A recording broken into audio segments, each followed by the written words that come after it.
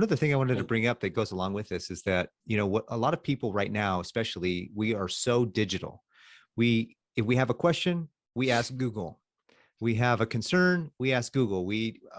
My kid says, I'm feeling this, or I have a sore tummy, or I just Google the symptoms and it tells me exactly what to do.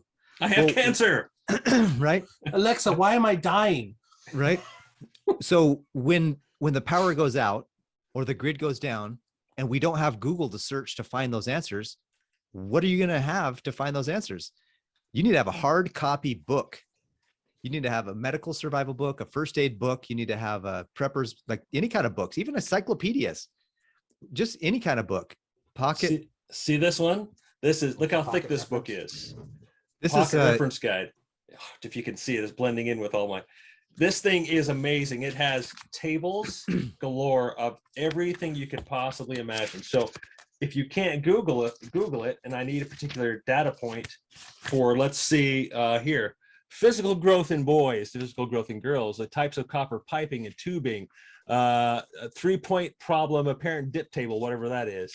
Air friction hose, air friction in a 50-foot hose. Leave it to Shane to already have the book It's that right I was there. talking about getting.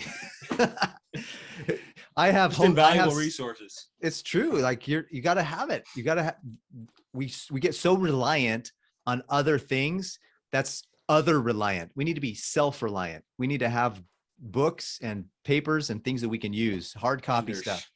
These are like all of my little family plan stuff. Like you can't really see it, and I can't really just show it all to you, but I've got things in this binder that go with us.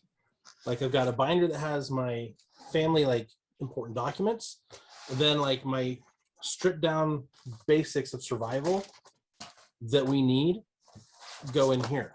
And I've got volumes of books over there. I've got my family preparedness plan DVDs and workbooks, survival group guidebook, the handbook of all things survival. Like there's so many resources you can get, and better to have them on paper than anywhere else, right? And if you have it on your devices, goodbye, right? If the grid goes down. And you can get a lot of those things at these preparedness shows. That's where I've gotten quite a few of my books on medicinal herbs and such.